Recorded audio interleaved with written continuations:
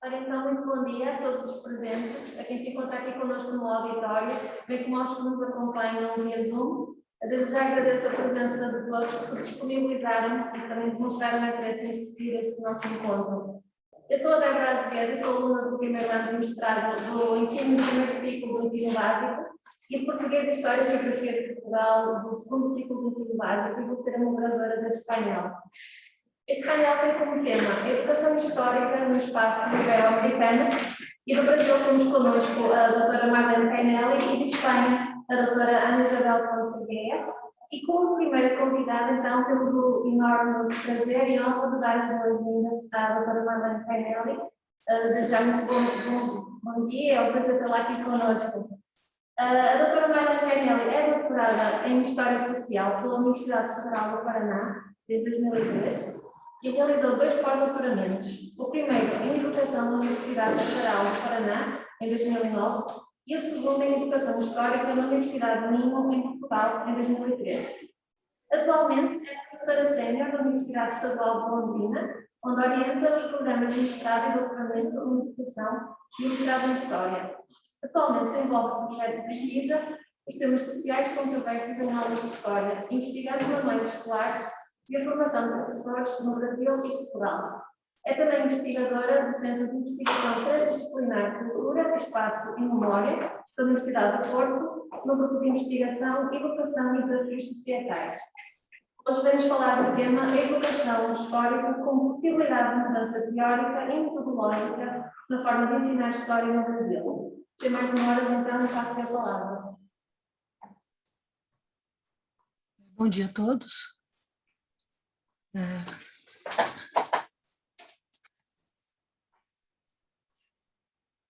Só falar, eu nunca usei o Zoom. Bom, bom dia a todos. Aqui no Brasil... É só eu falando, né? Não tem que fazer mais nada. Então tá. Eu quero agradecer ao Gonçalo esse convite e dizer que a professora Elza tem razão, é muito difícil dizer não ao professor Gonçalo. Eu não costumo muito fazer esse tipo de conferência, fala por essas plataformas, Zoom, Meeting, não tenho muita habilidade com essa tecnologia, né? Eu sou um indivíduo do século XX, então, grande parte da minha vida eu vivi no século XX, onde não haviam essas tecnologias, como agora a gente foi obrigado, né, a conviver muito mais depois da pandemia. Mas como o Gonçalo me convidou e eu não consegui dizer não, então estou aqui falando com vocês. Então, eu vou pedir desculpas porque eu não fiz um PowerPoint, porque eu também não sei usar um PowerPoint nesse modelo de Zoom, né? É a primeira vez que eu estou usando. Aqui no Brasil a gente usa muito o Meeting, né? Quase não usamos essa plataforma Zoom, então não sabia muito como é que ela funciona. Vocês estão me ouvindo? Não, tá certo? Ah, então tá bom. Esse negócio de ficar falando para as pessoas que não estão presentes é muito difícil. Espero um dia poder falar presencialmente. Bom, a fala que eu preparei, ela é um pouco mais teórica do que a fala que a professora doutora Cláudia e a doutora Elsa fizeram com relação à formação de professores. Eu tenho uma larga experiência na formação de professores, 30 anos que eu trabalho com formação de professores aqui no Brasil, e é muito interessante a gente poder compartilhar um pouco a forma como nós formamos professores no Brasil e a forma como se formam professores em Portugal. Quando eu falei com o Gonçalo sobre o que eu poderia falar nesse evento, eu disse para ele, olha, Gonçalo, eu posso falar um pouco como que a educação histórica contribuiu para uma modificação e para uma ruptura de paradigma na forma de ensinar história no Brasil. E, nesse sentido, tanto na parte da investigação quanto na parte do ensino, da metodologia e da didática, a educação histórica foi um grande divisor de águas, né, na forma de ensinar história aqui no Brasil. Então, eu vou dar uma uma lida aqui no que eu preparei, para não me alongar muito, já que a gente só tem 30 minutos, eu não quero me alongar e tirar o espaço da professora Ana Isabel, que vai falar depois de mim. Então, pensar o papel e o significado da educação histórica no Brasil nos remete à ideia daquilo que a ação humana mobiliza e pensarmos, como Isabel Barca, que a aprendizagem da história serve para pensar o mundo na contemporaneidade. Uma das maiores potencialidades da história é a consciência da profundidade que ela proporciona a quem procura compreender o mundo. No Brasil, a educação histórica ganha força a partir do seminário Investigar no Ensino, uma prática do professor, ministrado pela professora Isabel Barca no programa de pós-graduação em educação na Universidade Federal do Paraná em 2003. O seminário permitiu o aprofundamento da fundamentação teórica e metodológica na perspectiva da educação histórica, tomando como referencial as pesquisas desenvolvidas especialmente por investigadores portugueses, mais especificamente as que privilegiam as questões relativas às ideias históricas de alunos na perspectiva de um ou mais conceitos históricos em concreto.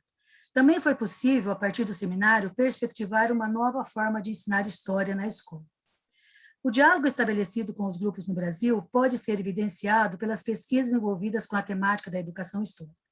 No caso da Universidade Estadual de Londrina, que é a universidade que eu trabalho, pode ser observado na forma de escolha das metodologias e nas referências bibliográficas que reportam o repertório de investigações produzidas em Portugal. Também a cultura escolar, em alguns lugares no Brasil, que teve renovada sua forma de pensar o ensino de história a partir da relação com a epistemologia da história e com o narrar historicamente como parâmetro para a formação do pensamento histórico. Nesse sentido, a aprendizagem é orientada para uma leitura contextualizada do passado, a partir da evidência fornecida pelas variadíssimas fontes. A didática da história no Paraná, e principalmente na região norte do Brasil, norte do Paraná, foi marcadamente influenciado no século XXI pelo campo da educação histórica.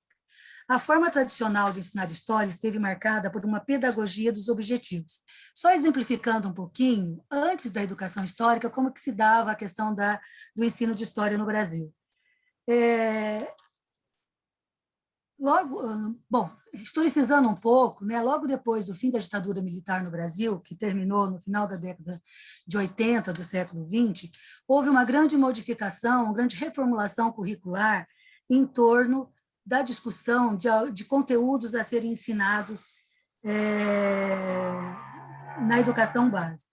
Esses conteúdos, marcadamente, tiveram uma reformulação em torno da ideia de uma história marcadamente, não mais uma história de fatos, de heróis, mas sim uma história marxista.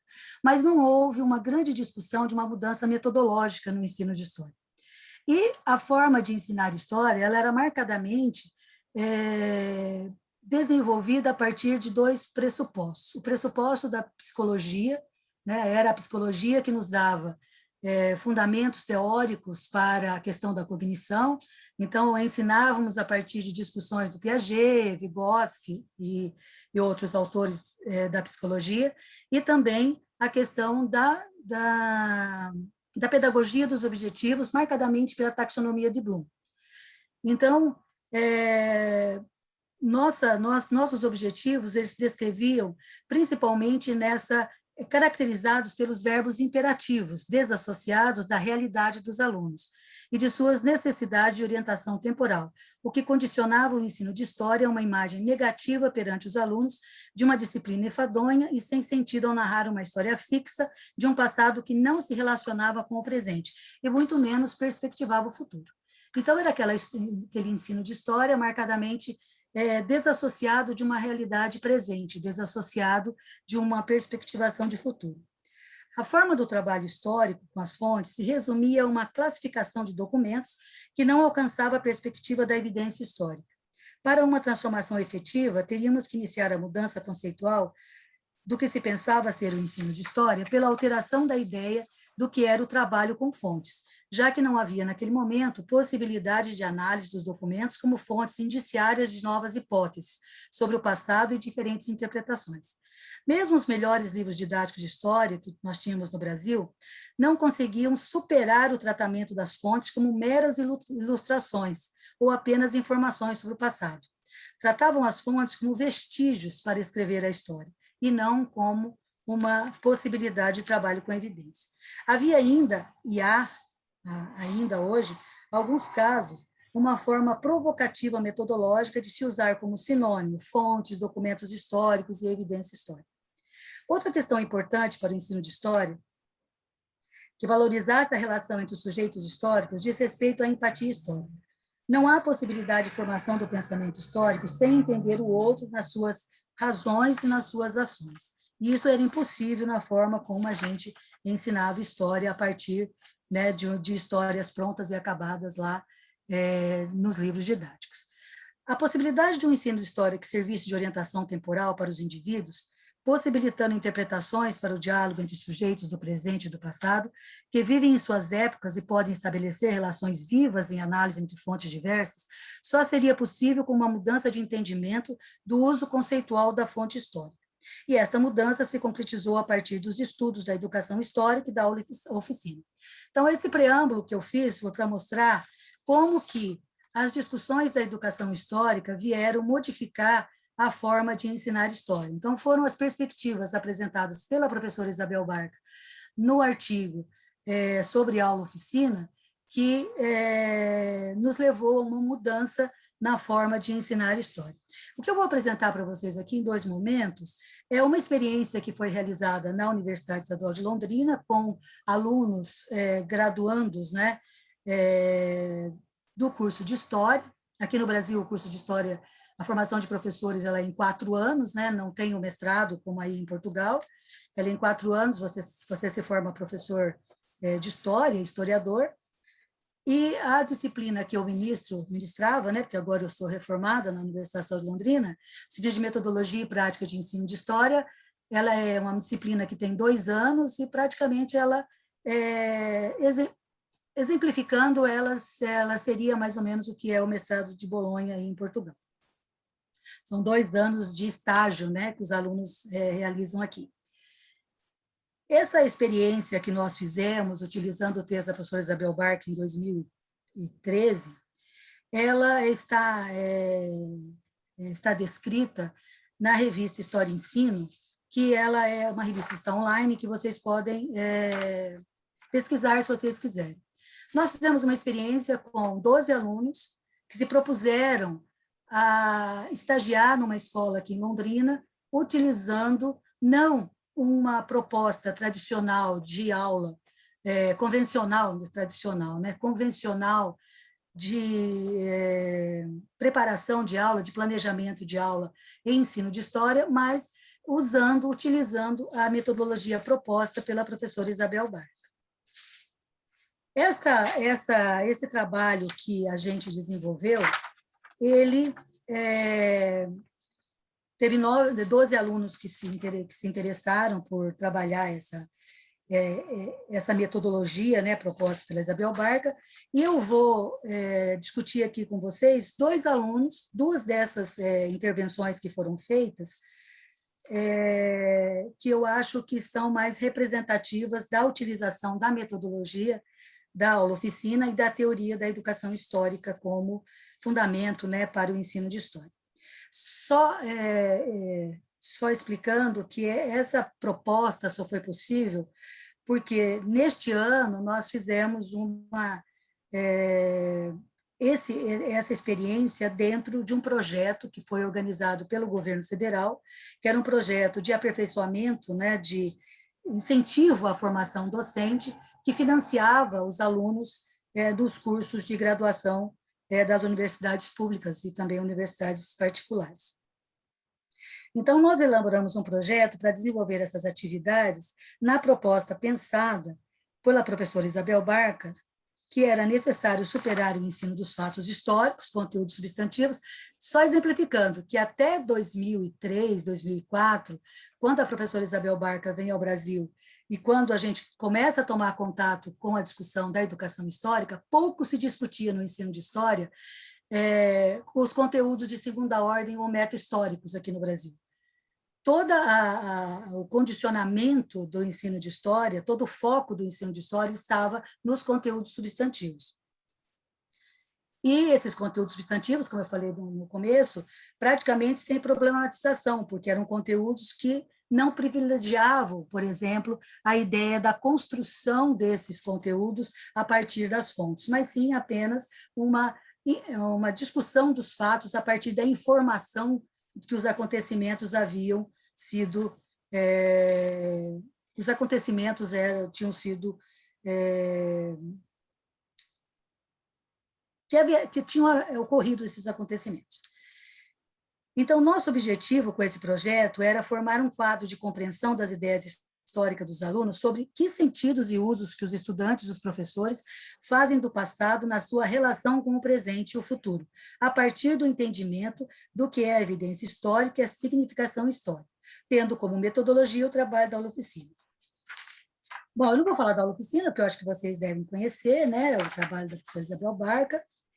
Eu vou falar do resultado do projeto, né, e de como que foi desenvolvido. Então, o primeiro trabalho que eu quero apresentar para vocês é o trabalho de um estagiário chamado Henrique Bresciani. Ele definiu assim a sua proposta de trabalho. Foram realizadas aulas-oficinas considerando uma perspectiva de ensino de história que tem como propósito o desenvolvimento do pensamento histórico, em detrimento de modelos que se pautam na transmissão de conteúdo. As aulas foram estruturadas tendo em vista a necessidade de trazer documentos históricos para o contexto de sala de aula. Estabeleceu-se um diálogo com elementos que envolvem o aluno no presente, partindo do pressuposto de que o ensino de história se efetiva ao possuir uma utilidade prática para a vida. Então, em sua proposta, o que o aluno fez? Ele buscou, através do trabalho, com uma fonte não convencional utilizada na escola, que foi uma novela, que eu acho que vocês devem ter assistido em Portugal, que é a novela Escrava Isaura, né? Ele pegou a novela Escrava Isaura e discutiu a questão da diversidade possível de fontes a serem utilizadas na escola. O primeiro trabalho que ele fez foi um questionário com os alunos para entender se os alunos admitiam que a novela pudesse ser uma fonte utilizável para o ensino de história. A primeira pergunta feita pelo professor, que se apresenta como investigador social, foi se os alunos entendiam que filmes e novelas poderiam ser utilizados para estudar história. Por que ele fez essa pergunta? A grande maioria, com exceção de 2 alunos, concordou plenamente em que ambos são úteis ao saber história. As justificativas para as respostas afirmativas, na maioria dos casos, tenderam para a assimilação do conteúdo histórico expresso na novela, como a própria verdade sobre o passado. Desta forma, acreditavam que as novelas poderiam retratar o passado tal qual aconteceu. Os alunos que rejeitaram a ideia do uso das fontes escolhidas argumentaram que não se pode usar uma história inventada para estudar história. Além da discussão sobre a validade das fontes escolhidas, também foi realizada uma discussão sobre ficção e história, né? E também sobre a questão do anacronismo, porque quando a gente pensa nas novelas ditas históricas ou com fundamentos históricos, a grande problemática da forma como os indivíduos veem as novelas, veem os filmes, é a pressuposição que aquilo retrata uma verdade histórica. No desenvolvimento da aula-oficina, então, o professor utilizou várias fontes para o trabalho didático. Então, a atividade foi composta de 3 fontes históricas, que forneciam indícios para o estudo da escravidão doméstica, em um tempo coerente com o enredo da novela. Previamente, os alunos haviam assistido 3 cenas da novela que enfocavam a personagem de Isaura em suas atividades dentro da casa de seus senhores. A proposta da atividade partiu da análise das fontes, os alunos indicassem se eles achavam ser fictício nos trechos da novela. Dessa forma, a atividade objetivou investigar o conhecimento dos alunos acerca do conceito de fonte histórica, sua capacidade em produzir uma interpretação e relacioná-la com outras fontes, na qual se inclui a própria novela, ao passo que também serviu para desenvolver essas competências, objetivo específico dessa aula-oficina. A gente focou principalmente esse trabalho na ideia de discutir as fontes históricas e a possibilidade de você trabalhar em sala de aula com fontes históricas diversas, com conteúdos diversos, com proposições diversas, o que não era muito habitual, né, no ensino de história. tendo como pressuposto que o livro didático, ele raramente traz fontes diversas, né? Raramente ele traz fontes divergentes para a discussão da história. O trabalho com as fontes possibilitou ao professor perceber como os alunos realizam a confrontação das mensagens que estas apresentam, e que muitas vezes os alunos fazem afirmações sem necessariamente estabelecer conexões entre as fontes e o que estão estudando, e que há alunos que estabelecem relações e demonstram um pensamento complexo e sofisticado sobre as fontes. O mais importante para os alunos do ensino fundamental foi a experiência de ter a aula no modelo oficina. O que nós percebemos? Mais do que a discussão do conteúdo substantivo sobre a escravidão, o mais importante para os alunos foi a forma como o professor abordou, né, o conteúdo a partir da diversidade das fontes. Aí um aluno, o professor fez a pergunta, né, o que ele achou das aulas, aí um aluno, ele respondeu assim: o que mais me chamou a atenção durante a oficina foi o aprendizado mobilizado em torno dos conceitos de segunda ordem e outras questões que se relacionam à natureza do conhecimento histórico. Eu aprendi mais sobre história, ficção e anacronismo, verdade sobre o passado e mentira. Eu gostei porque o professor trouxe um outro jeito da gente estudar anacronismos e ficções.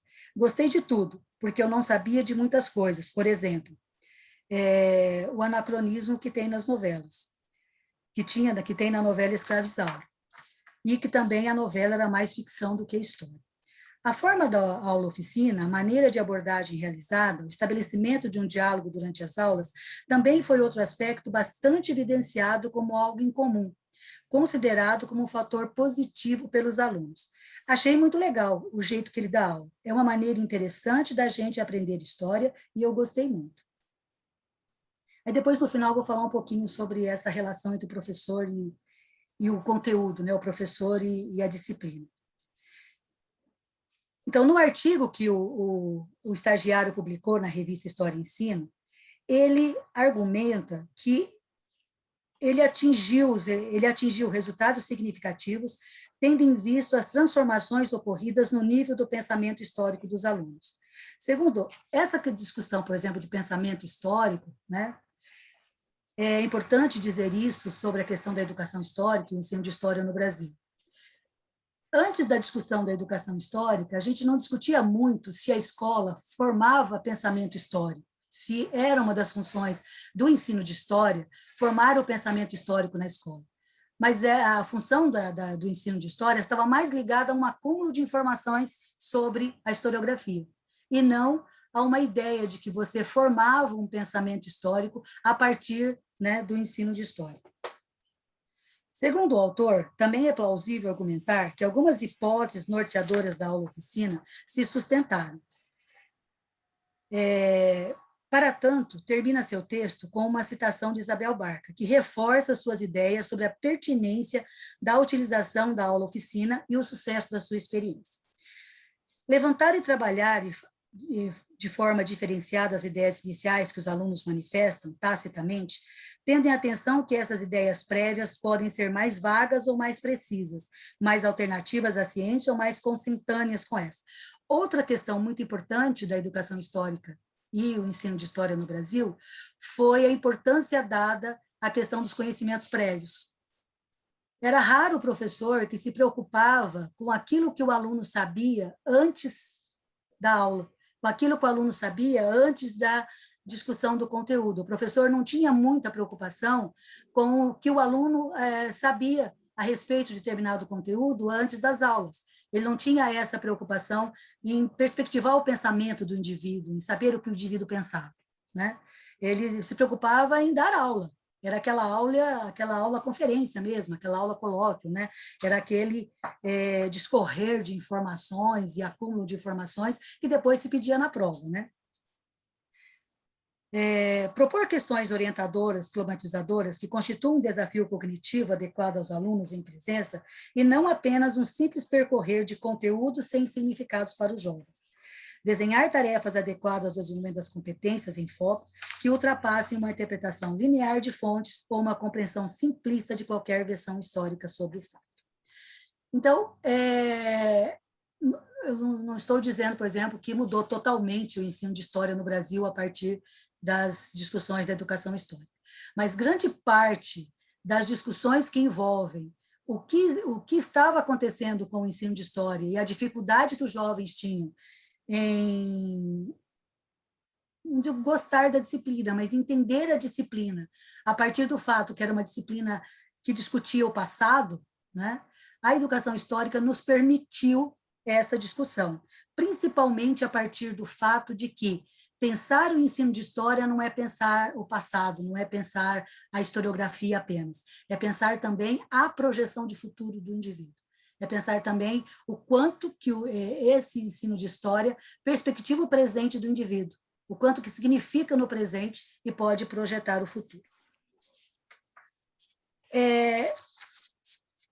Nesse sentido, eu vou trabalhar aqui com vocês, eu ia trabalhar uma outra experiência, mas eu vou voltar a uma discussão que eu acho importante. Assim como Portugal, a questão do mestrado e do doutorado na área de ensino de história, no campo da educação histórica, ele está sendo muito frutífero para nós, para discussões que envolvem a prática de sala de aula. Então, duas pesquisas que foram realizadas no Brasil nos últimos tempos, e que eu participei dos júris, me chamaram muita atenção, e eu quero dividir com vocês essa questão que me chamou a atenção nessas duas pesquisas. Primeiro, a pesquisa realizada pelo pesquisador Lucas Pidneck, que é uma pesquisa, são duas teses de doutorado, uma do Lucas Pidneck e outra da professora Ana Paula Carvalho. Ambas se debruçaram em entender o que os jovens do ensino secundário pensam sobre a história. E eu fiquei, e me chamou muita atenção essas duas pesquisas. A pesquisa do Lucas chama O Novo Humanismo com o princípio de sentido da didática da história, reflexões a partir da consciência histórica de jovens ingleses e brasileiros. Então, ele fez uma pesquisa no Brasil e na Inglaterra, tentando entender como os jovens pensam a história. Entre o resultado obtido pelo pesquisador está a conclusão de que os jovens não usam o arcabouço da história ou do passado para a sua tomada de decisões no presente e projeções no futuro. Por que eu acho importante isso? Eu acho importante para a gente entender o sentido que nós, professores de história, damos às nossas aulas quando ensinamos história na educação básica. Uma das perguntas feitas pelo Lucas, em sua tese, é bem exemplar desse sentido da aprendizagem histórica. Ele faz a seguinte pergunta: o passado do meu país pode me influenciar muito quando penso no futuro? A resposta dessa questão apresenta informações preocupantes quanto à significância que os jovens atribuem ao conhecimento histórico. Vejam que ele fez a pesquisa no Brasil e na Inglaterra, especificamente em relação à sua história nacional. Apesar de haver alguns indicadores afirmativos, a maioria dos jovens discorda da afirmação, revelando que não utiliza aspectos do passado no seu processo de orientação temporal. Algumas das respostas sobre o passado do país. Então, citando aqui os alunos que ele entrevistou. O passado, sim, pode influenciar, principalmente de um país. Me leva a pensar em não cometer os mesmos erros como detentor de direitos e deveres e lutar por um país melhor sempre. Não podemos nos contentar. A minha decisão em questão do que pode ocorrer depois da escola não está ligada de nenhuma forma com o passado do meu país. Quero fazer o que me satisfaz, algo que eu tenha prazer de cursar e trabalhar. Me preocupa ao decidir meu futuro, porque o país não está favorecendo nem ajudando a ser melhor de conseguir um bom emprego. Os resultados indicam uma séria dificuldade por grande parte dos jovens de acessar o passado pela ciência da história. Na matriz de aprendizagem que o Riesen apresenta, um bom número de participantes não acessa o nível superior do conhecimento teórico e permanecem presos na prática do cotidiano, não se orientando nem na formação do pensamento, nem na projeção de futuro, a partir do conhecimento historicamente constituído e acumulado, mas apenas reagindo como reflexo das circunstâncias e delimitações do tempo presente. Só esclarecendo que ele fez com jovens no fim do ensino secundário, ou seja, que passaram por toda a educação básica, né? Tiveram aula de história por toda a educação básica, assim como no Brasil também. A vida prática orienta onde a praxis não encontra sustentação. Na sequência da matriz, temos que, sem acesso aos conceitos históricos e aos métodos historiográficos, os sujeitos não conseguem se expressar narrativamente e, principalmente, não recebem acréscimo qualitativo de orientação temporal. Os jovens têm dificuldade de articular o que aprenderam sobre o passado com o presente. Percebe-se que os jovens são matizados pelas experiências pessoais e raramente pensam em termos históricos. O que pode ser evidenciado, segundo o pesquisador, com o fato de que a relevância do passado e da história, como um todo, apresentou opiniões contrárias entre os jovens. Muitos não conseguem compreender a importância de aspectos do passado no seu presente e no futuro, como ilustra bem o comentário de um estudante. O passado, seja da minha família, país ou humanidade, não me influencia em nada, pois quem toma as decisões sobre minha vida sou eu mesmo. Os jovens, de forma geral, com preocupação, demonstram que usam pouco ou nenhum uso de conhecimentos bem estruturados e fundamentados sobre o passado e arcabouço cultural de orientação temporal, principalmente os jovens brasileiros, com limitadas situações sobre o passado de seu país e do mundo.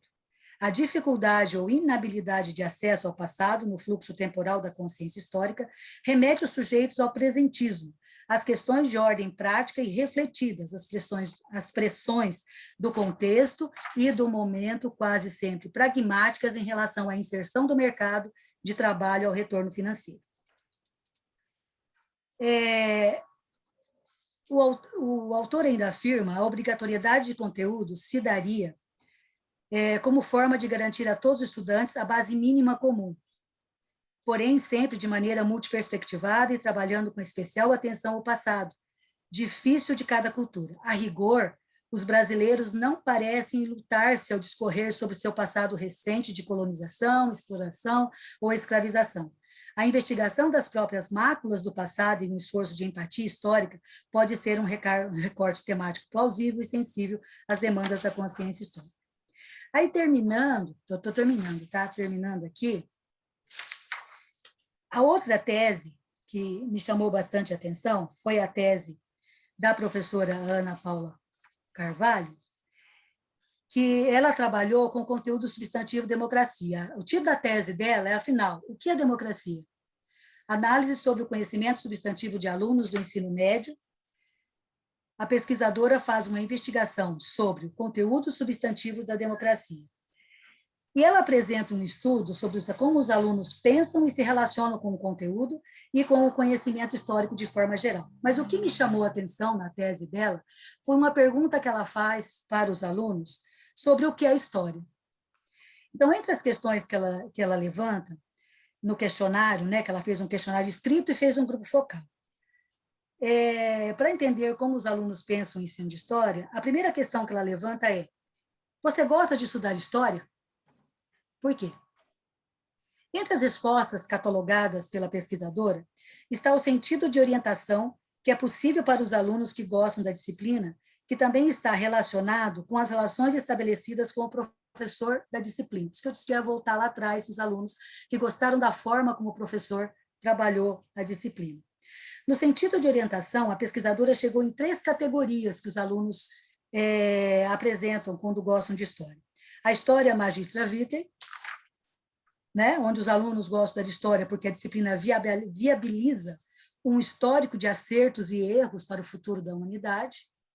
A segunda categoria é compreender o presente, né? As respostas agregadas aqui apresentam como característica em comum a consciência de que aprender história faz com que compreendamos o nosso atual cenário.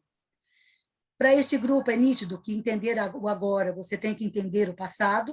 Quer dizer, todos têm uma perspectiva de exemplaridade do passado para o presente. A terceira e última categoria desse nível foi definida como passado, presente e futuro. Como o próprio nome sugere, o gosto pela disciplina de história se encontra na sua capacidade de fornecer orientação temporal. A incorporação dessa articulação produz repercussões em que aprende em quem aprende que passa a considerar a história não mais como um saber morto e desvinculado da vida. O aprendizado histórico tem como resultado uma repercussão de maneira global na vida de quem aprende. Para os participantes inseridos nessa categoria, o ensino de história abre novas portas para a sua capacidade de pensar, definir e atribuir sentido no tempo. Aqui quero me deter sobre a concepção de história mestra da vida, que mesmo entre as outras categorias, se sobrepõe no sentido de função da história. E para nós, como professores, começarmos a pensar sobre isso, né? Sobre esse sentido que os alunos atribuem à história. Segundo um aluno do primeiro ano da escola que ela entrevistou, aprender história serve para não errar nos mesmos aspectos do passado, como se a partir dos acontecimentos do passado, os homens pudessem estabelecer como agir quando determinadas situações e circunstâncias tornassem a se apresentar.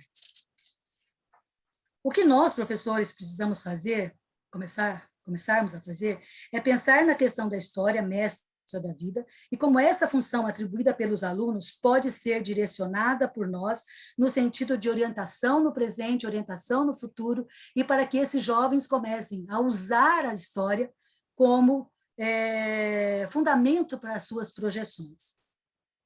Aí, terminando, outro dia eu estava lendo no Facebook um post de um amigo chamado Daniel Medeiros, que falava sobre uma visita que ele fez ao Mosteiro de Alcobaça, aí em Portugal. E a falta de conhecimento dos conterrâneos brasileiros sobre quem era Dom Pedro I. Diz que, visitando Alcobaça, e os brasileiros vendo os dois, né, túmulos, um brasileiro pergunta para o outro, né? Esse Dom Pedro I é o nosso Dom Pedro? Que aqui, para nós, é Dom Pedro I. Para vocês, é Dom Pedro IV, né? Estranheza que causa também aos brasileiros na Avenida dos Aliados, no Porto, né? Quando os brasileiros veem a figura de Dom Pedro IV lá no Porto. Daniel, que é doutor em História, um dos primeiros, se não for o primeiro a defender uma tese no campo da educação histórica no Brasil, relata que, ao mesmo tempo que se indignou com a ignorância do conterrâneo, se colocou a pensar: para que serviria tal informação? Para que serviria aquele indivíduo a informação de quem era ou quem foi ou quem não era Dom Pedro I? A que aquele conteúdo substantivo daria diálogo ao indivíduo no presente? E que serviria para a sua orientação temporal?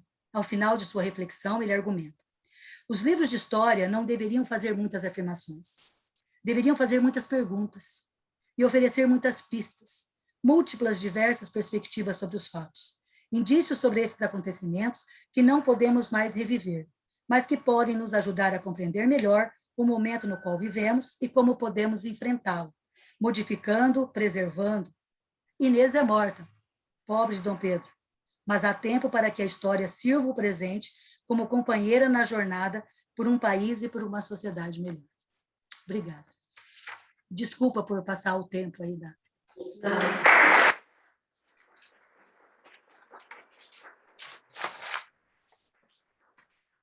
Muito obrigada pela extraordinária apresentação que nos fez. Trouxe-nos um tema bastante pertinente e atual sobre a educação histórica. Nós vimos que o ensino da história no passado estava desassociado de uma realidade presente e notamos o contraste com a atualidade, a importância da utilização de fontes históricas fidedignas e da formação de pensamento histórico e apuramento dos conhecimentos prévios, ou seja, a forma de ensinar história acaba por determinar o gosto do aluno pela disciplina. Nós com certeza ficaríamos aqui mais uma hora ou duas a falar, com todo o prazer.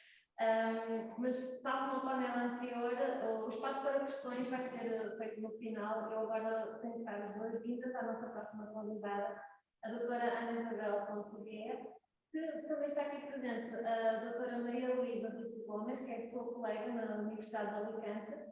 Sejam bem-vindas e agradeço imenso a disponibilidade de ambas em nos brindar com a vossa presença. Só uma pequena nota curricular. A doutora Ana Isabel Guerra tem um doutoramento em Educação pela Universidade de Múrcia e um doutoramento em História pela Universidade de Porto. Atualmente trabalha como professora e investigadora na Faculdade de Educação da Universidade de Alicante, no Departamento de Didática Geral e Didáticas Específicas. É membro do grupo de investigação da Universidade de Alicante, Espanha no século XX, Segunda República, Franquismo e Democracia, assim como do Centro de Investigação Transdisciplinar, Cultura, Espaço e Memória da Faculdade de Letras da Universidade de Porto. Entre as suas linhas de investigação destaca-se a medição do pensamento histórico, a construção da identidade coletiva e o património como fonte histórica. Hoje traz-nos o tema A Memória como Património, Construção Democrática a partir da voz do docente. E a palavra é sua.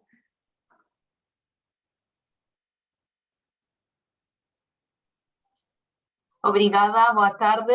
Vou tentar partilhar PowerPoint.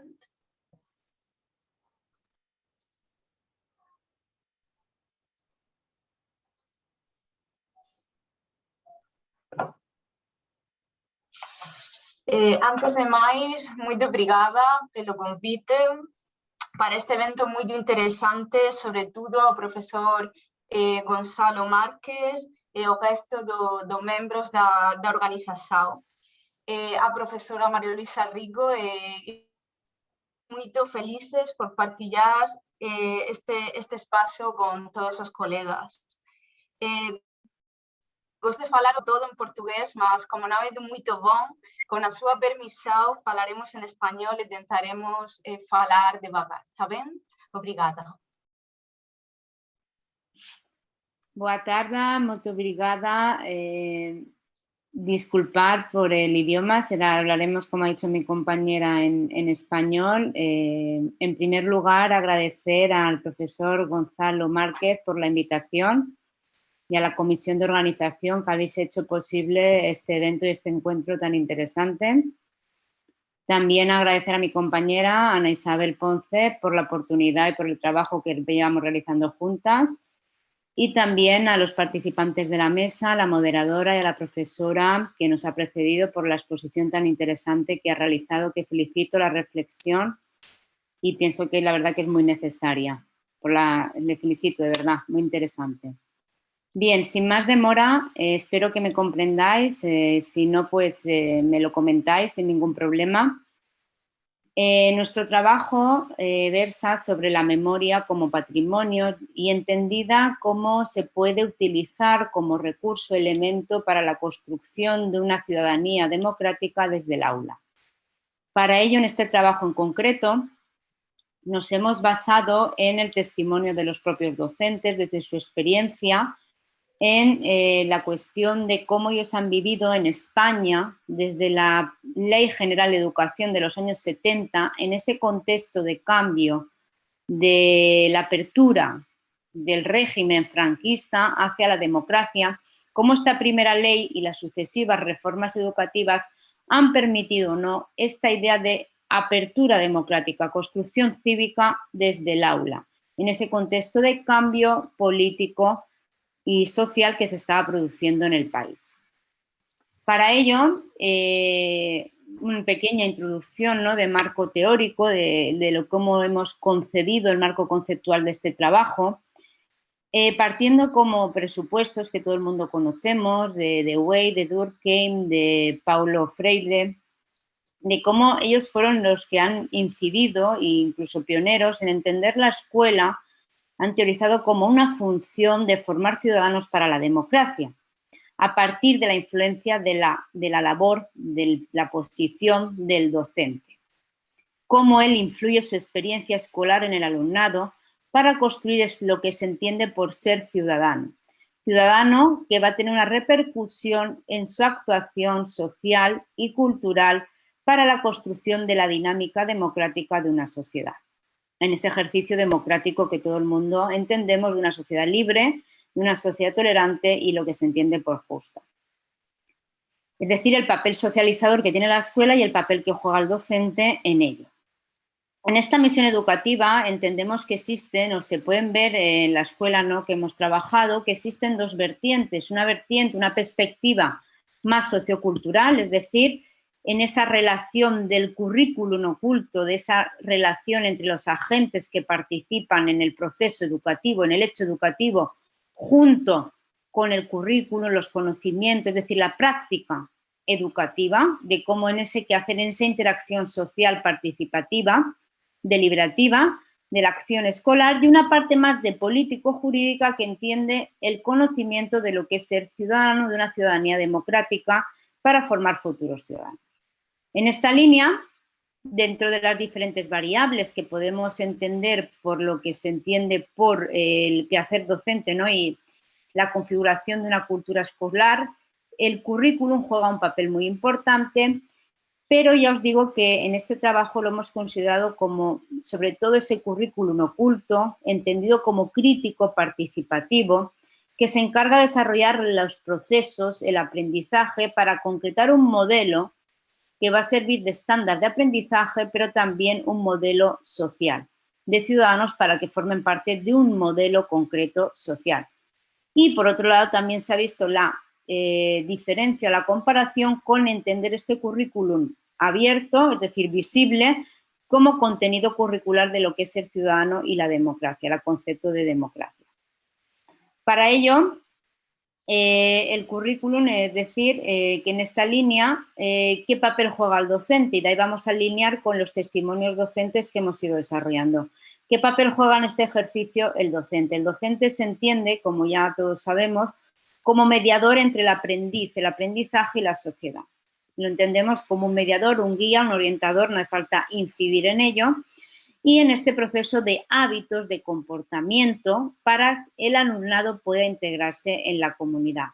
Su acción pedagógica tiene un efecto reproductor de un modelo, de un patrón de comportamiento sociocultural que está presente en estas prácticas, en este currículum oculto que hemos dicho de interacción, de participación que se desarrolla en la acción escolar.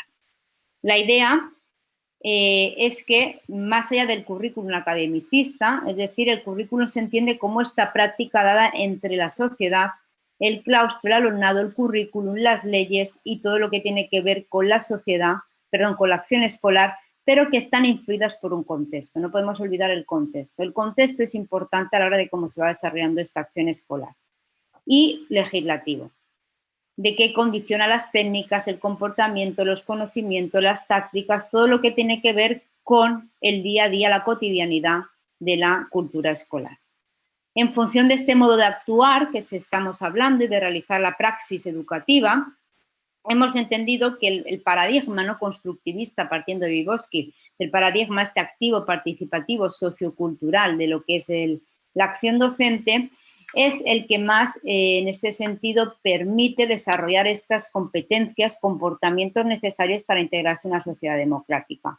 Un currículum que intenta involucrar de forma significativa, cognitiva y emocionalmente al alumnado en este desarrollo integral a favor de la ciudadanía. Y el docente es el encargado de desarrollar las habilidades reflexivas, críticas, de interacción, participativas, para llevar a cabo este modelo de comportamiento, podemos decir, cívico, democrático, de responsabilidad compartida entre todos y todas, para desarrollar esta perspectiva cívica y democrática desde el aula.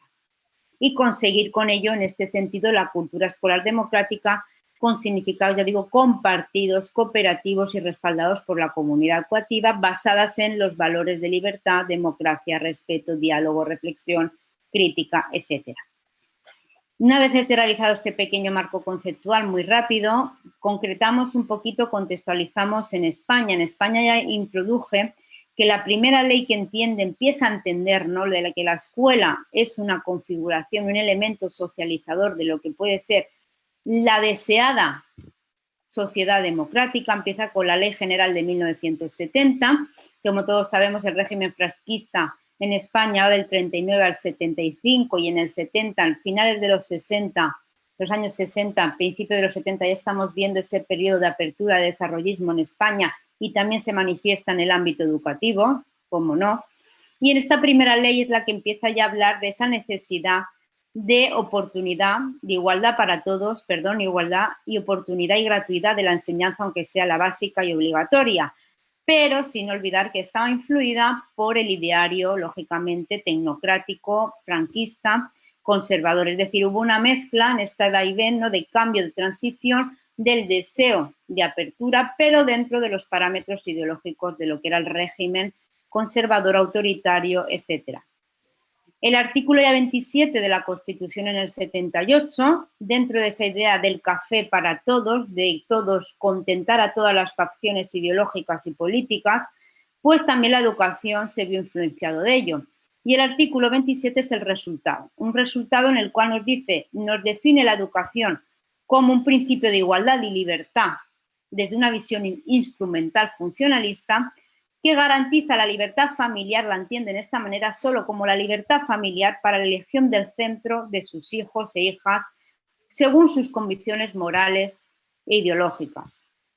Y eso permitía, sin misma vez, abría la puerta a la financiación de la educación privada de los conciertos. De hecho, un año después, se hizo el concordato en España con la Santa Sede, que todavía mantenemos hoy en día, en lo que se refiere también afecta a la educación. Estas posibilidades que abría el artículo 27 se van a concretar posteriormente, van a condicionar esa práctica educativa de la acción educativa del derecho escolar y del quehacer docente, del quehacer de la función del maestro y de la maestra.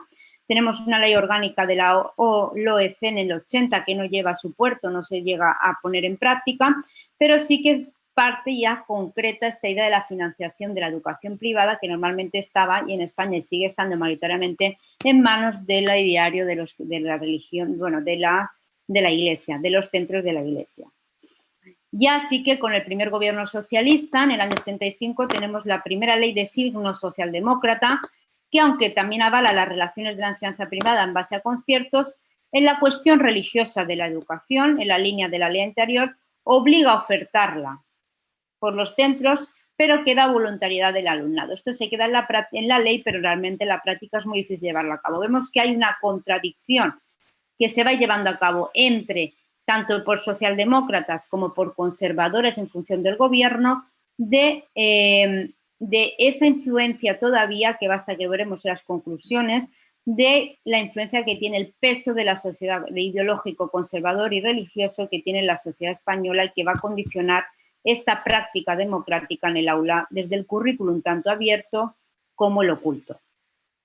Así, no obstante, ya podemos decir que la LOCSE sí que es una primera ley del año 90, todavía con el gobierno socialista, que presta especial atención a la cuestión democrática, en trabajar por competencias, trabajar por una participación de la comunidad educativa, de los agentes que forman parte de ello, de trabajar por aptitudes, de preocuparse por la configuración de la actitud, de la formación cívica del alumnado.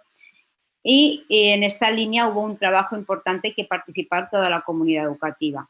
Ello se intenta concretar también en el 2006, también con la educación para la ciudadanía, con una asignatura de educación para la ciudadanía, también con el gobierno socialista, pero en cambio cuando tenemos gobiernos más conservadores como la ley orgánica, la LOCE, de calidad educativa de 2002 o la última que tenemos todavía presente, la Ley Orgánica de Mejora de la Calidad Educativa de 2013, que todavía está presente hoy en día, sí que se observa esa vertiente más neoliberal y neoconservadora de la educación, porque va a crear asignaturas del área de, por ejemplo, de sociedad, cultura y religión, pero sin efectos, es verdad, académicos, y sí que queda restrictivo la libertad de creación de los centros privados que tienen la libertad de decidir su ideario en cuanto a la cuestión religiosa en el currículum y las cuestiones aquellas que consideren que no estuvieran previstas en el currículum oficial.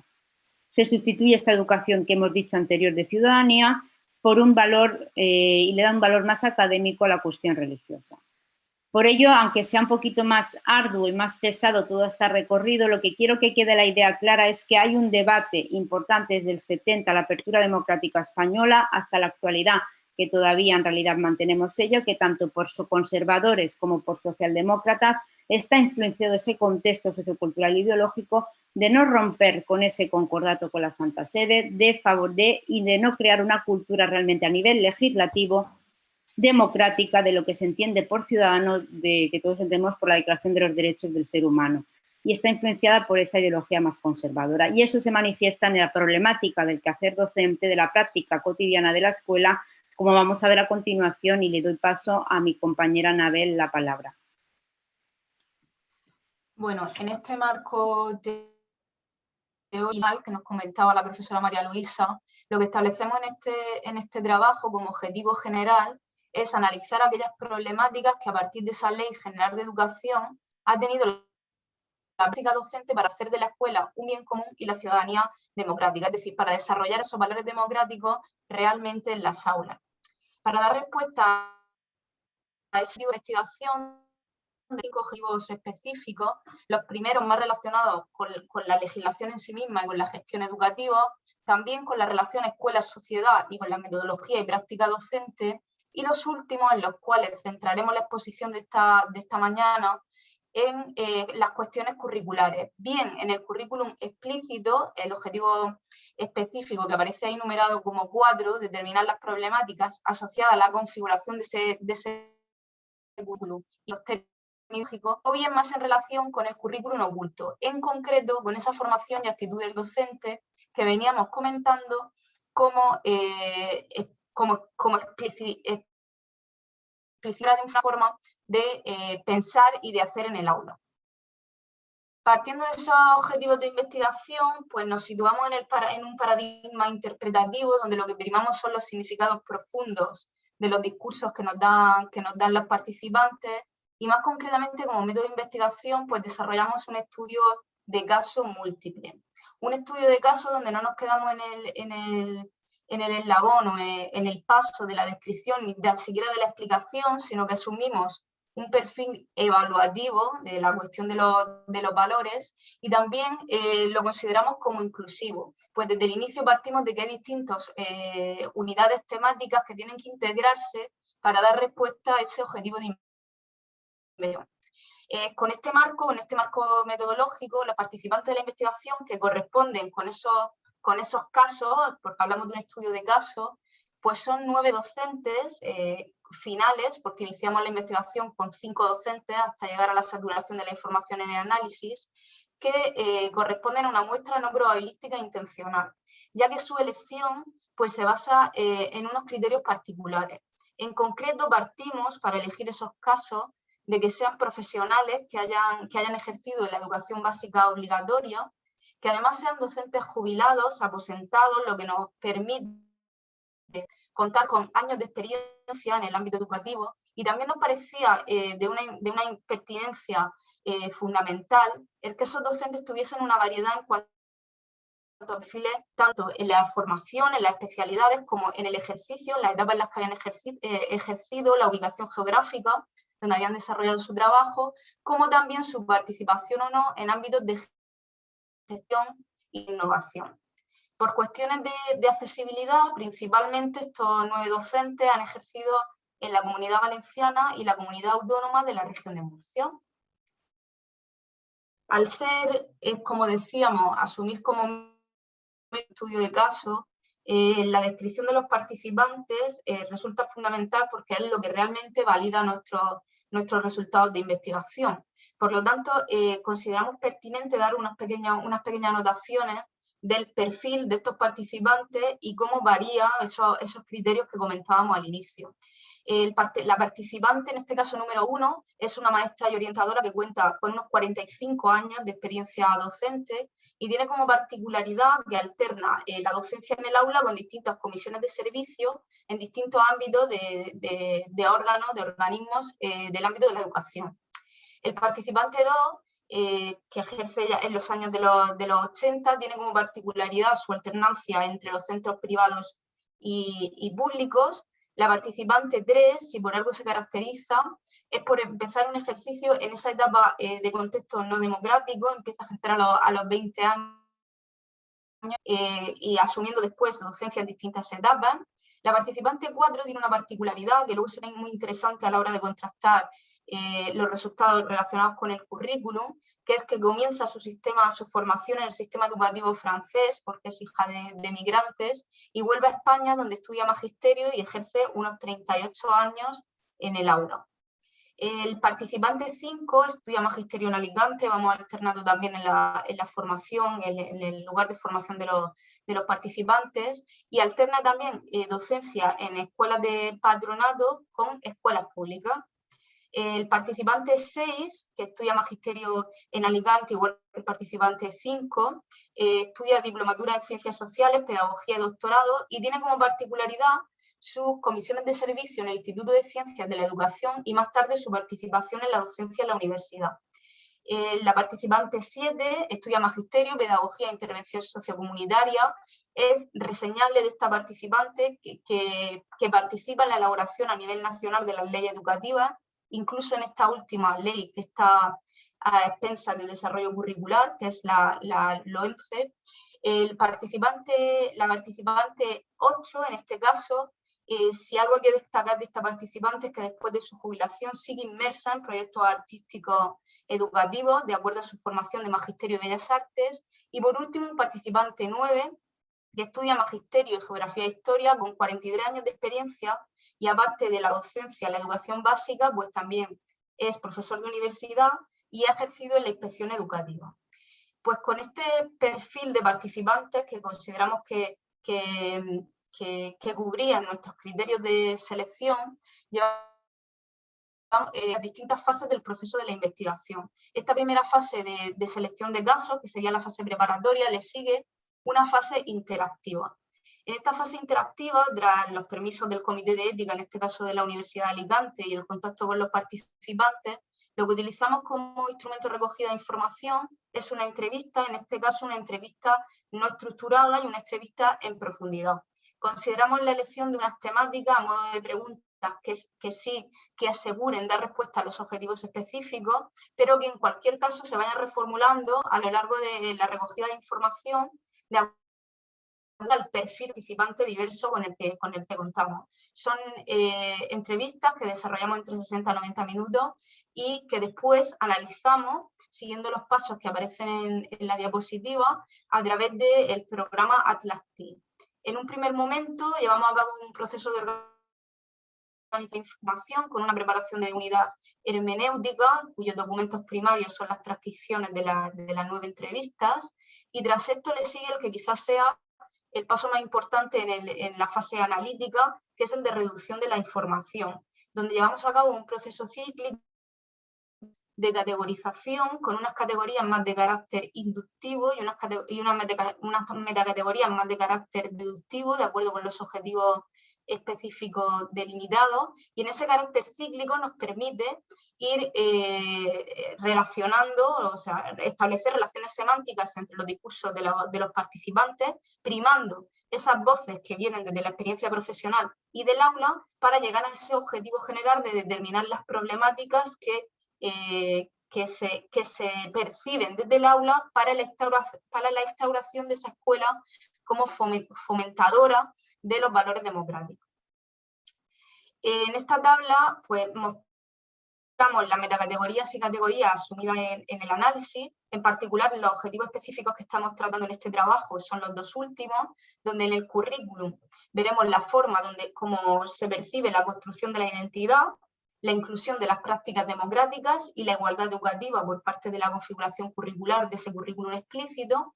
Y en la parte de los docentes, como parte de currículum oculto, atendemos principalmente a su formación, a la selección de los docentes y a la actitud que los propios docentes reconocen en esa comunidad educativa, más en particular en la parte del equipo docente.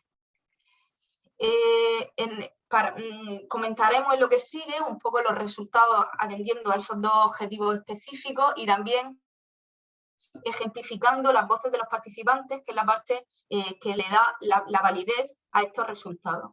En relación al primer objetivo específico, que era este currículum pues, explícito, utilizamos las categorías de construcción de la identidad, inclusión de las prácticas democráticas e igualdad educativa como parte de esa metacategoría de currículum, y el currículum en general se ve como favorecido o como favorecedor de una identidad única.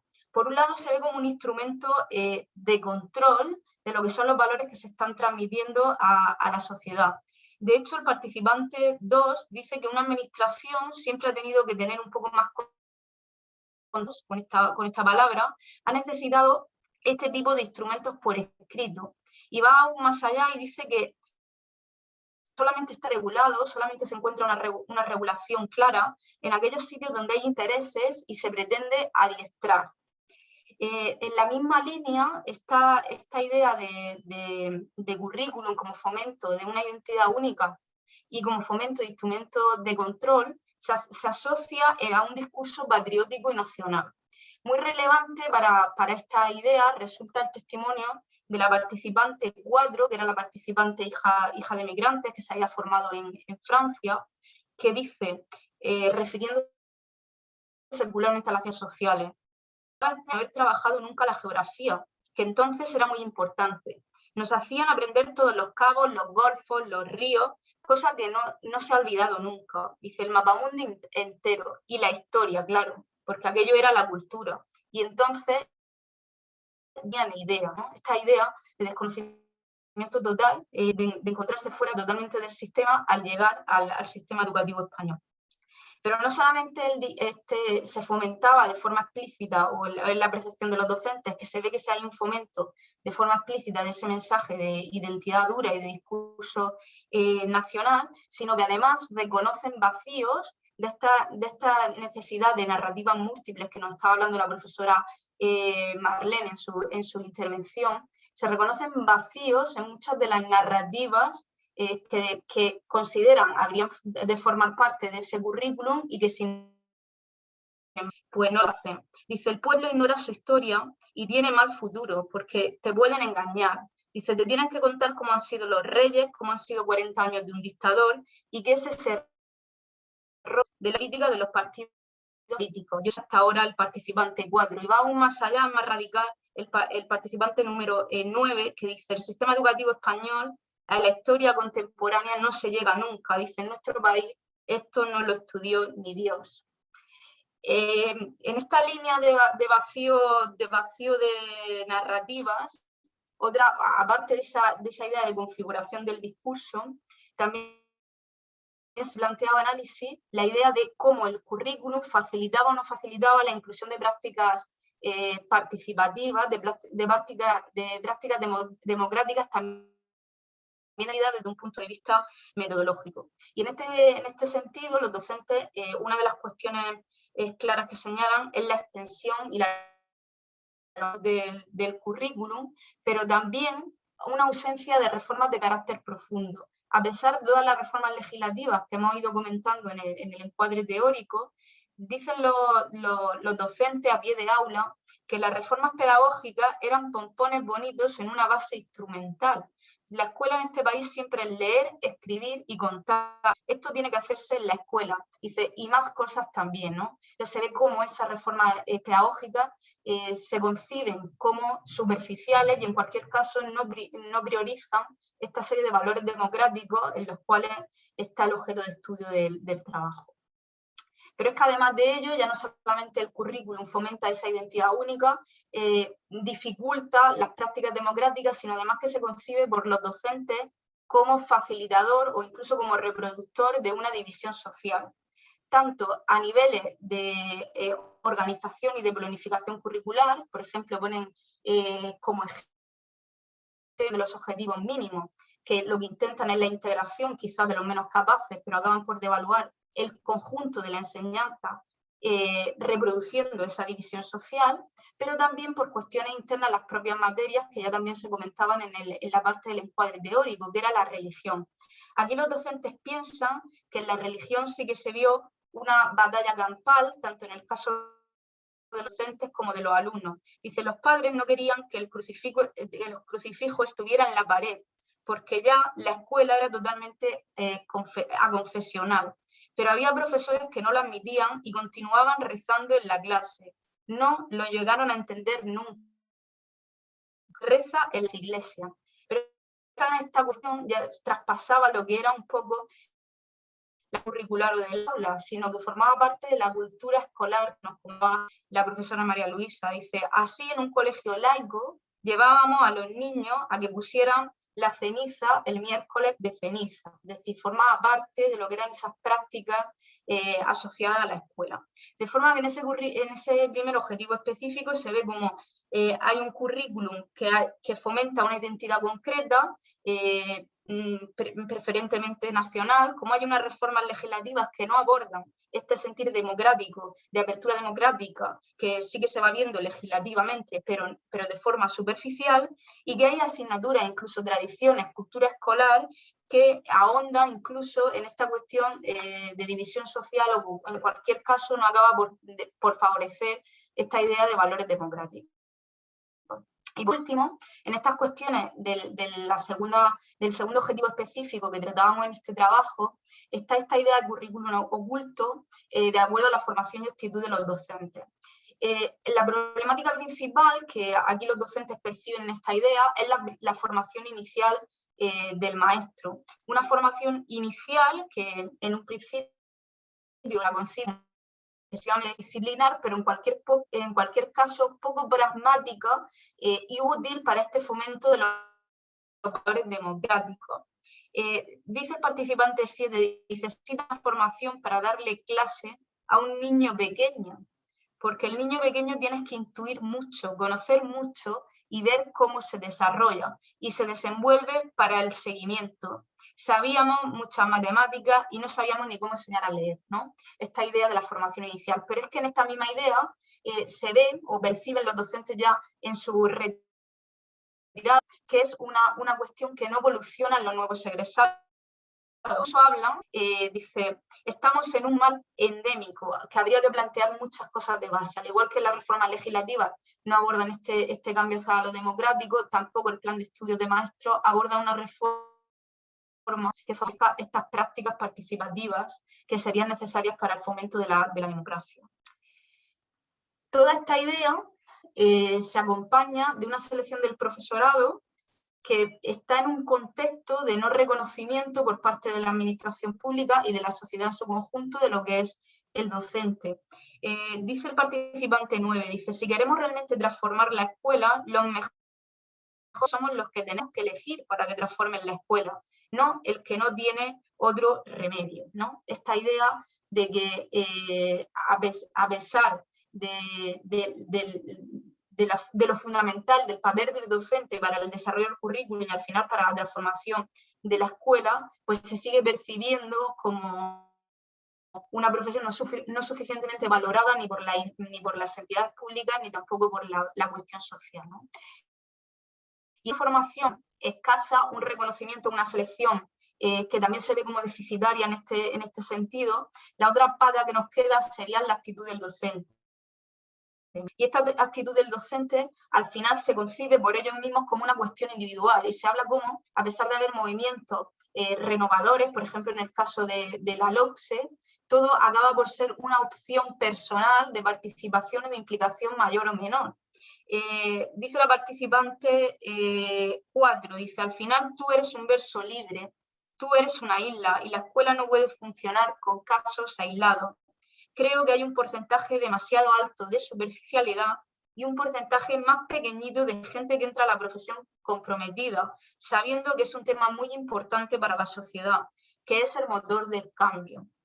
Y ya por último, otra idea que, de acuerdo a este objetivo específico, se ve en los discursos de los participantes, es esa construcción de autoridad, ¿no? Asociada a lo moral, pero que supone una problemática para esos profesionales más acostumbrados a lo que es más el autoritarismo y la no negociación, ¿no? Que choca con esta idea participativa y de fomento de los valores democráticos que se espera en esta apertura democrática social y también legislativa. Por tanto, ni formación, ni selección, ni actitud ofrece lo que es una seguridad para ese fomento de la democracia, los valores democráticos. María Luisa. Sí, bueno, ya para concluir, después de la exposición que ha hecho mi compañera Anabel, os podéis ya adelantar que por lo que se refiere al currículum explícito, este currículum que hemos dicho, que es el desarrollado legislativamente y que sugiere y sujeto a los cambios ideológicos de cada contexto, lo que se puede ver es que no se ha entendido por los docentes a partir de su experiencia como un instrumento de acción social, de control social que ha dicho la compañera, que es reflejo de intenciones ideológicas que van a configurar lo que se entiende desde la escuela como ciudadano y democracia. Es decir, sí que ellos muestran una preocupación porque ellos están a favor de que la escuela propicie estas actitudes, estos comportamientos democráticos, pero critican este currículum que no ha permitido desarrollarlo en su práctica, en su quehacer docente, y que no es una herramienta neutral, entendida como ciudadano, como de derechos universales con sus derechos y sus deberes, sino como un instrumento de instrumentalización, socialización ideológica que está tanto por los gobiernos más conservadores como por los más progresistas, por un carácter tremendamente en este sentido más nacional e influenciado sobre todo por la cuestión religiosa en España, que ha configurado la construcción de la ciudadanía de la escuela. El currículum, según ellos, no ha permitido estas prácticas democráticas y poca permisividad en la innovación, por lo que se refiere a estas reformas para llevar a cabo un currículum que permita la crítica, la participación, las asignaturas de esta ciudadanía, educación para la ciudadanía, no influenciada ni que sea equivalente o no a la cuestión religiosa, y ello lo que tiene su repercusión social en lo que tiene que ver en el quehacer docente y su repercusión en la sociedad. También hay que decir que en cuanto a lo que se entiende por a la formación y la actitud de los docentes, describen que ni la formación tampoco, ni la selección, ni los criterios que ellos han tenido para acceder a la profesión docente no han permitido tampoco esta idea de la escuela como agente de progreso hacia la construcción de una ciudadanía democrática, porque es una formación más bien teórica, memorística, muy conceptual, teórica, y que también sobre todo basada en prácticas tradicionales, a pesar de esas leyes que hemos dicho, sobre todo la del 90, la de 2006, que sí que favorecían esta participación de los agentes de la comunidad educativa, de las asignaturas, introducción de la educación para la ciudadanía. En realidad la formación y luego la práctica es otra realidad, y no ha permitido que se lleve a cabo ni por la actitud del docente, ni por el quehacer docente está influenciado por ello, y queda más bien a una cuestión residual, individual, particular, de voluntariedad, de vocación, que tenga que ver con la actitud docente en el aula. Queda más bien como casos aislados de intento de renovación que se llevan a cabo, repito, por voluntariedad y vocación que tiene que ver con el profesorado. Así, por tanto, se puede concluir que en realidad el currículum, tanto explícito como oculto, es el reflejo de intereses que están ideológicos, que están presentes en un contexto sociocultural concreto y que van a condicionar el hecho educativo, por ende y por extensión la actitud que manifestamos en comportamientos en el día a día como modelos en el aula, y por ende su participación en la sociedad. Sin más, muchas gracias a todas y a todos por la invitación y por escucharnos. Muito obrigada. Muito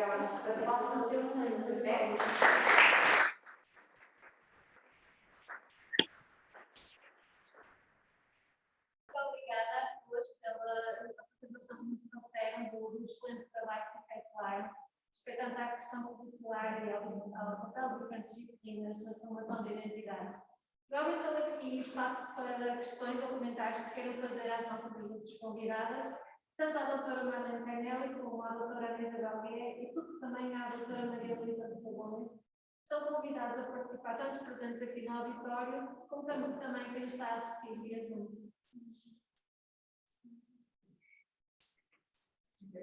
Não sei se tem alguma questão a fazer. Eu queria fazer uma prova. Peço uma questão, só um momento.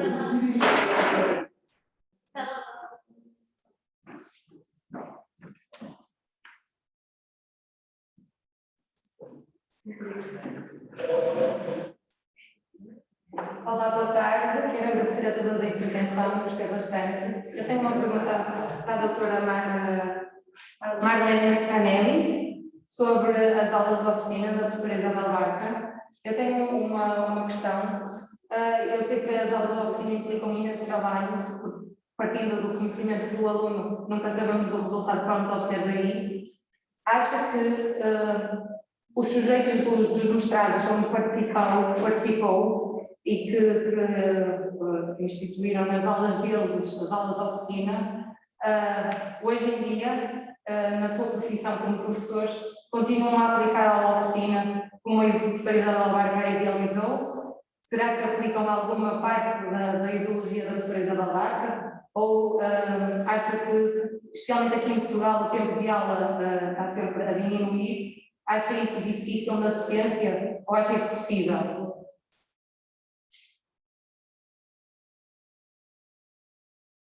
Estamos ligados ao microfone.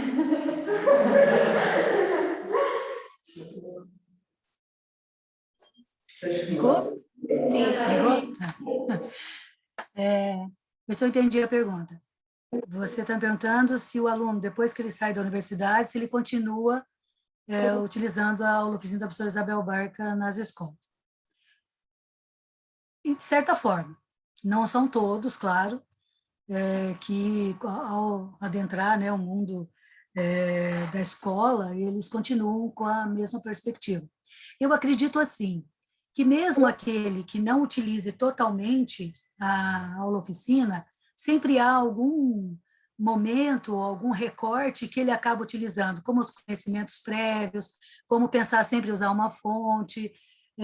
Eles argumentam muito que a escola limita, a escola impede que eles trabalhem a aula-oficina por conta do currículo, como as professoras estavam falando agora, por conta de vencer um conteúdo que tem que ser dado, principalmente no ensino secundário, por conta do vestibular. No caso de vocês, são os exames, né, para a entrada na universidade, aqui são os vestibulares. Então, assim, há uma dificuldade do sistema para que eles utilizem as aulas-oficinas. Mas eu creio, e assim, na minha experiência, que sempre fica alguma coisa da perspectiva da aula-oficina no professor. Porque é impossível o professor ir para a sala de aula sabendo que ele pode modificar o pensamento do aluno, que ele pode interferir na forma de formar esse pensamento e ele não fazer isso e optar por aulas colóquio, por aulas conferência e ficar só apenas no conteúdo substantivo. Então, em algum momento, a aula-oficina ela acaba sendo utilizada pelo professor, desde que ele tenha tido isso na formação inicial, o que não é muito comum. Eu falei da experiência da Universidade Estadual de Londrina. Vocês sabem que o Brasil é um país continental imenso, né? Então, é uma pequena parte do Brasil, né, que a educação histórica realmente fez uma diferença na formação de professores, até porque não foi só na formação inicial. Na formação continuada também, nos cursos de formação, acabou que a perspectiva da educação histórica acabou centralizando uma grande parte de formação continuada. Então, professores que já tinham saído há muito tempo da universidade tiveram contato com a aula-oficina, e esses eu acredito que continuam, né, trabalhando nas escolas. Muito obrigada. Não sei se mais alguém tem alguma questão a fazer.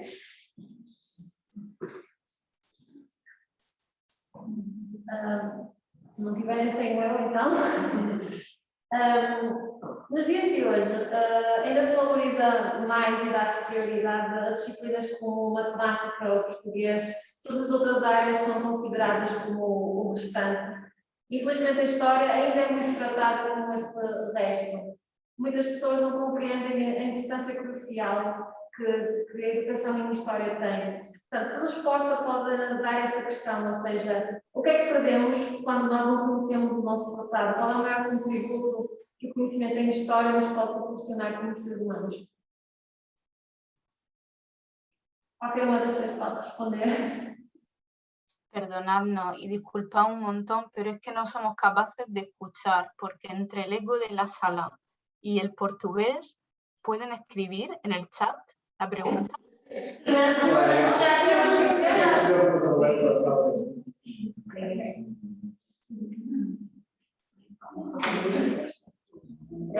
uma pergunta um bocado louca. Não pode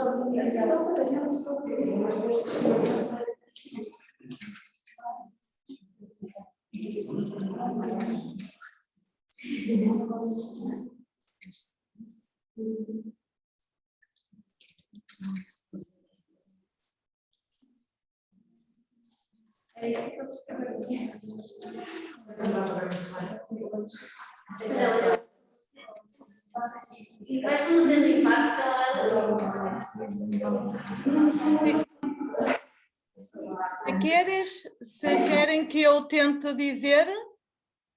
Sim, ¿Puedo? Elena, buenas tardes. Anabel, hola. Anabel, te preguntaban, en el contexto nomeadamente portugués, normalmente se da preferencia a la matemática, a la lengua madre, y por eso te preguntaban en líneas generales qué consejos darías para que no se coloque la historia en un segundo plano. ¿Cómo se puede hacer para mostrar la importancia de la historia en los currículos, nomeadamente la contemporánea y esa, en los currículos? Porque tanto en Portugal como en otros sitios se da preferencia a otras áreas. Eu não sei se resumí brevemente a pergunta. Resumiu. Gracias, Elena. Bueno, yo no sé ahora las compañeras que querrán aportar, pero yo realmente, después de lo que la profesora Marlene nos ha estado diciendo en su primera intervención, realmente creo que la línea de respuesta hacia darle importancia a la historia en el currículum, pues con la idea del pensamiento histórico y cómo nos estaba comentando las concepciones que sobre la historia tienen los alumnos, creo que ya ahí tenemos un buen elemento. Yo creo que esto no es una cuestión curricular, sino que es una cuestión social, ¿no? Hasta que no se consiga desde abajo dejar explícito, ¿no? Y convencer desde el sentido que la historia aporta para la concepción de ese ciudadano, que no solamente tiene que ver con la cuestión democrática que estábamos comentando en nuestro trabajo, sino en tantas otras cosas, pues creo que va a ser complicado que nos limitemos solo. Sería muy bueno, ¿no? Que a nivel curricular, pero ya estamos viendo precisamente en este trabajo que hemos expuesto, lo exponemos, ¿no? Que el currículum por sí solo no funciona, porque detrás hay otros muchos elementos donde está el propio convencimiento del profesorado, ¿no? No sé, María Luisa, si quería añadir algo a esto. Muchas gracias, Elena, por la traducción y la ayuda. Elena, a ver, en relación a lo que ha dicho mi compañera Anabel, yo en la misma línea, o sea, pienso que curricularmente el valor es el mismo, ¿vale? El valor es el mismo curricularmente, es el mismo. La cuestión que cambia es la práctica. La cuestión que cambia es la práctica del aula, en el cómo se enseña y cómo el valor que socialmente tiene la historia para la formación en la escuela. Entonces, en esta línea pienso que la labor principalmente está en los docentes, porque empezarán de los docentes y, como decía la compañera y la profesora Marlene, pienso que no es tanto enseñar la historia pensando, reflexionando, qué es el pensamiento, que me permitan reflexionar, pensar, criticar. Esa es la importancia y eso está en la praxis, en la práctica del aula. El currículum, desde la experiencia, bueno, yo no conozco en este caso concreto Portugal, ¿no? Pero en España la validez es la misma. Lo mismo matemáticas que historia, no hay más. La cuestión es cómo se enseña esa historia, qué valor tiene para ellos en la sociedad la historia para formar personas y para saber, porque es importante desde mi opinión, y pienso que, bueno, y como también decía la profesora Marlene, si no sabemos de dónde venimos, no sabemos cómo somos, no sabemos para dónde vamos, es decir, como una proyección de futuro que decía la profesora Marlene, es decir, no se trata de entender que los reyes católicos o Colón conquistó América, no, se trata de entender de dónde vengo, reflexiono, pienso, o sea, pensar causas, consecuencias, para qué me sirve y proyección de futuro. En esta memoria, que podemos decir memoria, como patrimonio que forma parte de nuestra identidad, de la idea de identidad como sociedad y como individuo, claro. Y ya dejo la palabra a la profesora Marlene si quiere decir algo. Só quero fazer um comentário a respeito dessa questão da importância da história. Hoje, no Brasil, nós vivemos um momento onde essa importância ela é crucial. Governos fascistas e autoritários, como nós estamos vivendo no Brasil no momento, conseguem, a partir de uma negação da ciência, né, no negacionismo da ciência, dominar corações e mentes. Então, por exemplo, se na Espanha ou em Portugal, no currículo, a história tem a mesma importância que outras disciplinas, aqui no Brasil, neste momento, já não tem. Na diminuição de carga horária, na retirada dos conteúdos da ciência da disciplina e também no enfoque dado ao tipo de conteúdo trabalhado. Por exemplo, o novo currículo que este governo produziu, elaborou agora, que está sendo utilizado, nós retrocedemos 40 anos da nossa história. 40 anos em discussões sobre ensino de história, sobre formação do pensamento histórico, sobre formação dos indivíduos, sobre democracia, retrocedemos. Não há mais possibilidades, espaços na escola para essa discussão. Então, por exemplo, os professores estão extremamente prisioneiros de um currículo que os impede hoje de trabalhar, por exemplo, os conteúdos meta-históricos na escola, porque os conteúdos substantivos elencados por esse governo são extremamente poderosos no tempo que o professor tem e nas avaliações que são feitas. Então, eu acho que, para o professor, pensar a importância da história é pensar a importância de pensar o mundo em que se vive. Então, os brasileiros hoje, eu fico pensando nas crianças que sairão da escola nos próximos anos, o que eles estão aprendendo, e que tipo de mundo eles vão encontrar, e que tipo de mundo o futuro os reserva. Então, pensar sobre a história é pensar sobre o mundo, é pensar sobre o futuro da sociedade, né? Das sociedades. E nós, nesse momento de crise que estamos vivendo, no Brasil mais que em outros lugares, né? Porque no Brasil nós temos duas crises imensas, né? Que é a crise de um governo autoritário e a crise da pandemia. Esse momento de ruptura é um momento importantíssimo, que a história poderia, né, ajudar os indivíduos a vencer esse momento, mas realmente nós estamos vivendo um momento difícil para isso, infelizmente.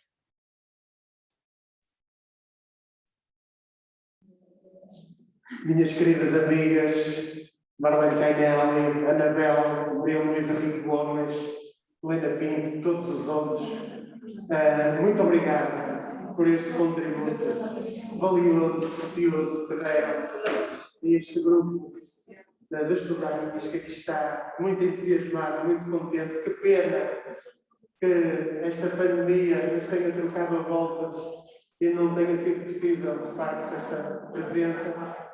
E deixem-me dizer, tanto para o Brasil como para a Espanha, um grande abraço, obrigado por terem despendido o vosso tempo, estar aqui connosco, fazerem estas partilhas, este crescimento que todos nós, e a aprendizagem que para todos nós é preciosa e valiosa, e realmente estamos infinitamente gratos pela vossa disponibilidade, pela vossa entrega.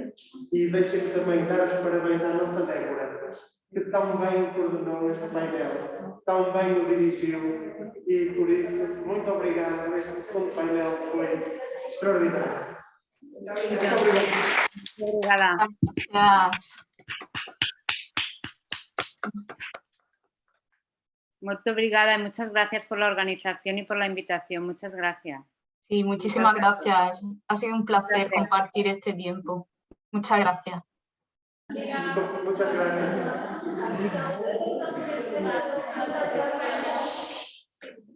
E foi um grande prazer e uma grande honra receber estas convidadas de excelência que tanto nos vieram ensinar. Agradeço também a todos os presentes, especialmente aos que nos acompanharam via Zoom. Nós faremos agora uma pequena pausa para almoço. O próximo painel será às 14h30. Podem encontrar o link de ligação no programa do evento. Vão ser apresentados relatórios de práticas de ensino supervisionado e propostas didáticas de alunos. Mais uma vez, muito obrigada pela vossa presença. Muito obrigado.